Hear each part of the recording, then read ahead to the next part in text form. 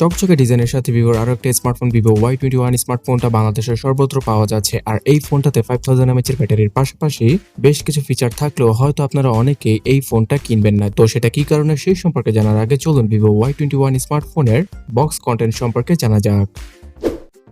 Y21 স্মার্টফোনটা unbox করলে আপনারা বেশ কিছু কাগজপত্র পাশাপাশি ডিভাইসটি পেয়ে যাবেন। তার সাথে থাকবে 18 ওয়াটের চার্জিং ব্রিক এবং USB type C data cable, SIM ejector tool এবং টিপল কেসটা থাকছে বক্সের মধ্যেই। চলুন ভিভো Y21 স্মার্টফোনটার ডিজাইন সম্পর্কে কথা বলা যাক। ফোনটা পুরোটাই প্লাস্টিক বিল্ডের হলেও ভিভোর অন্য 10টা স্মার্টফোনের মতোই অনেকটা চাকচিক করা একটা ডিজাইনের সাথেই আসে ভিভো Y21 স্মার্টফোনটা। এর মধ্যে আমার এবং আপনাদের হয়তো পার্সোনালি পছন্দ হবে ডায়মন্ড গ্লো কালারটা। মিডনাইট ব্লু কালার থেকে ডায়মন্ড গ্লো কালারটা আসলে দেখতে খুব চমৎকার মনে হয়।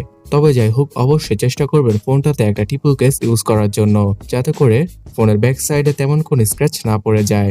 ফোনটার পেছনে পাওয়া যাবে ডুয়াল ক্যামেরা সেটআপ আর ফ্রন্টে নচের মধ্যে থাকবে সিঙ্গেল সেলফি ক্যামেরা। Y21 স্মার্টফোনটার ডিসপ্লে হিসেবে থাকছে একটি HD রেজলিউশনের 6.51 ইঞ্চির IPS LCD প্যানেলের ডিসপ্লে।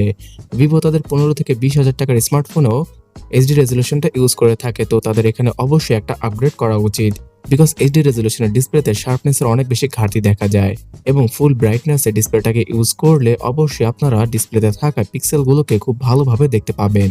এবং Y21 স্মার্টফোনটার ডিসপ্লের ব্রাইটনেসটা অতটা বেশি না হওয়ায় সানলাইটে আপনাদের কিছুটা প্রবলেম হতে পারে। সফটওয়্যার হিসেবে অ্যান্ড্রয়েড 11 এর পাশাপাশি ফান্টাস OS 11.1 কে ইউজ করা হয়েছে ভিভোর এই ফোনটাতে। আর এই ফোনটা আগামীতে অ্যান্ড্রয়েড 12 এর আপডেটও পাবে, তবে আপডেট আসতে কিছুটা দেরি হতে পারে। ফান্টাস OS 11.1 এর কথা বললে এটা অনেকটা স্টকের মতো একটা UI। আগের ফান্টাস OS এর তুলনায় বর্তমানের ভার্সনটা আপনাদের অনেক বেশি স্মুথ একটা ফিলিং দিয়ে দেবে, কারণ এখানে অতিরিক্তভাবে তেমন কোনো ফিচারকে অ্যাড করেনি ভিভো। তারপর আপনারা এই ফোনটাতে র্যাম এক্সটেন্ড করার একটা ফিচার পেয়ে যাবেন, যার মাধ্যমে কিনা 4GB র্যামের পাশাপাশি আরও 1GB পর্যন্ত ভার্চুয়ালি র্যামকে ইনক্রিজ করা যাবে। যদিও কিনা এটা একটা গিমিকি ফিচার আর রিয়েল লাইফে হয়তো তেমন কোনো কাজে আসবে না, তারপরও বর্তমানে অ্যান্ড্রয়েডের সকল স্মার্টফোন ব্র্যান্ডগুলো এই ফিচারটাকে মার্কেটিং হিসেবে ইউজ করে আসছে। হয়তো অনেকের কাছে ফান্টাস OS 11.1 পছন্দ হতে পারে, আবার অনেকের কাছে হবে না। তো ফান্টাস OS অথবা ভিভোর কোনো স্মার্টফোন যদি আপনি ইউজ করে থাকেন, তাহলে ভিভোর ইউআইটা আপনাদের কাছে কেমন লাগে অবশ্যই কমেন্ট করে জানাতে পারেন। অলরাইট, এবার জানা যাক পারফরমেন্স সম্পর্কে। ভিভো কখনই মার্কেটিং এর সময় তাদের স্মার্টফোনের প্রসেসরকে হাইলাইট করে না, আর করবে বা কি করে।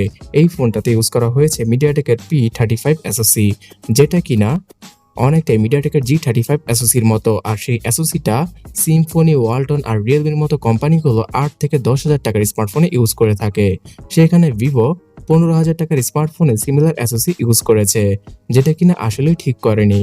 তবে যাই হোক, রেগুলার ইউসেজে তেমন কোনো প্রবলেম না হলেও যদি আপনারা ইউটিউব, ফেসবুক এই সকল অ্যাপ একসাথে ইউজ করতে যান, তখনই কিছুটা ল্যাগ এবং ফ্রেম ড্রপের দেখা পেয়ে যেতে পারেন ভিভোর এই ফোনটা থেকে। আর মাল্টিটাস্কিং এর জন্য শুধুমাত্র 4GB র্যামকে ইউজ করা হয়েছে এই ফোনটায়। তাই অবশ্যই একটা লিমিটেশনের মধ্যে অ্যান্ড্রয়েডের সকল অ্যাপগুলোর লাইট ভার্সনকে ইউজ করলে এই ফোনটা দ্বারা খুব ভালো একটা পারফরমেন্স পাওয়া যাবে। গেমিং এর কথা বলতে গেলে পাবজি গেমটা ভুলেও ইনস্টল করবেন না, বিকজ সেই গেমটা খেলার সময় শুধুমাত্র 25 থেকে 30 FPS এর আউটপুট পাওয়া যাবে, আর ল্যাগ এবং ফ্রেম ড্রপের দেখা তো পাওয়াই যাবে। তবে সবচেয়ে ভালো হয় আপনারা যদি লুডো, ক্যারাম, সাবওয়ে সাফার অথবা টেম্পল রানের মতো গেমগুলো খেলার জন্য এই ফোনটা কিনে থাকেন। তাছাড়া ফ্রি ফায়ার গেমটা কিছুটা লো গ্রাফিক্সে রেখে এই ফোনটার মাধ্যমে প্লে করা পসিবল। স্টোরেজ সেকশনে এর আগেই বললাম 4GB র্যামকে ইউজ করা হয়েছে, তার সাথে 64GBর ইন্টারনাল মেমোরি পাওয়া যাবে। ফোনটার মধ্যে থাকছে ডেডিকেটেড সিম স্লট, যার মাধ্যমে কিনা 512GB পর্যন্ত মেমোরি কার্ডকে আপনারা দুটি সিমের পাশাপাশি ইউজ করতে পারবেন ফোনটার মধ্যে। এই ফোনটার স্টোরেজ টাইপ হচ্ছে গিয়ে eMMC 5.1 এর, আর প্রসেসরটা অনেক বেশি শক্তিশালী না হওয়ায় এই ফোনটা দ্বারা 4K তে ভিডিও রেকর্ডিং করা পসিবল নয়। শুধুমাত্র 1080p রেজলিউশনের 30 fps এর ভিডিওগুলো শুট করা পসিবল হবে ভিভো Y21 স্মার্টফোনটা দ্বারা। আর ক্যামেরা সেকশনে 13 মেগাপিক্সেল প্লাস 2 মেগাপিক্সেলের একটি ডেপথ সেন্সরকে ইউজ করা হয়েছে এই ডিভাইসটার পেছনে। ফ্রন্টে পাওয়া যাবে 8 মেগাপিক্সেলের ডিসেন্ট কোয়ালিটির সেলফি। তবে ভিভো Y21 স্মার্টফোনটার ক্যামেরা অ্যাপে ভিভোর প্রিমিয়াম ক্যাটাগরির স্মার্টফোনের মতো ডুয়াল ভিডিওর মোড, ক্লোন ভিডিওর মোড সহ আরও বেশ কিছু ফিচার মিসিং থাকবে। 13 মেগাপিক্সেলের ক্যামেরার রেজলিউশনটা কিছুটা কম থাকায় অবশ্যই ছবি তোলার পরে কিছুটা শার্পনেসের ঘাটতি পাওয়া যাবে। এছাড়া লো লাইটে তেমন ভালো কোনো কোয়ালিটির ছবিগুলো আপনারা তুলতে পারবেন না ভিভো Y21 স্মার্টফোনটা দ্বারা।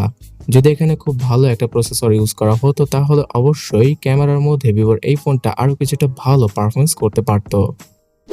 সিকিউরিটি সেকশনে সাইড মাউন্টেড ফিঙ্গারপ্রিন্ট স্ক্যানার সহ আরও বেশ কিছু প্রয়োজনীয় সেন্সর পাওয়া যাবে ভিভোর এই ফোনটাতে। তবে জাইরো সেন্সর হিসেবে শুধুমাত্র ভার্চুয়াল জাইরো সেন্সরকে ইউজ করেছে ভিভো এখানে, যেটা কিনা গেমিংয়ে আপনাদের তেমন কোনো হেল্প করবে না। তারপরও আপনারা যদি 360 ভিডিওগুলো দেখতে চান তাহলে এই ভার্চুয়াল জাইরো সেন্সরটা কিছুটা কাজে আসতে পারে।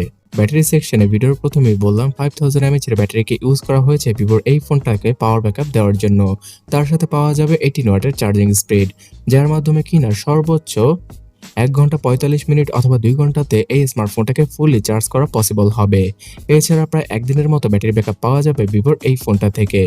এক্সট্রা ফিচারের কথা বলতে গেলে single out speaker, 3.5mm headphone jack, wifi, Bluetooth, GPS আর এফএম রেডিওর সাপোর্টটা থাকছে ভিভোর এই স্মার্টফোনটিতে। সো বন্ধুরা, ভিভো Y21 স্মার্টফোনটার প্লাস পয়েন্ট কোনগুলো? এই ফোনটার ডিজাইন আর ব্যাটারি হচ্ছে গিয়ে এই ফোনটার প্লাস পয়েন্ট। এছাড়া অন্যান্য সকল দিক দিয়ে বর্তমানে বাংলাদেশে 15,000 টাকায় আরো ভালো ভালো স্মার্টফোন পাওয়া যায়। এছাড়া ভিডিওর শুরুতে আমি যেটা বললাম যে আপনারা যারা কিনা ভিডিওটা দেখছেন অথবা অনলাইনে রেগুলারলি যারা কিনা স্মার্টফোনের ভিডিও দেখে থাকে তারা ভিভোর এই ফোনটাকে হয়তো কিনবেন না, এবং যারা কিনা কিনবেন তাদের মধ্যে ম্যাক্সিমামই অফলাইনের ক্রেতা থাকবেন।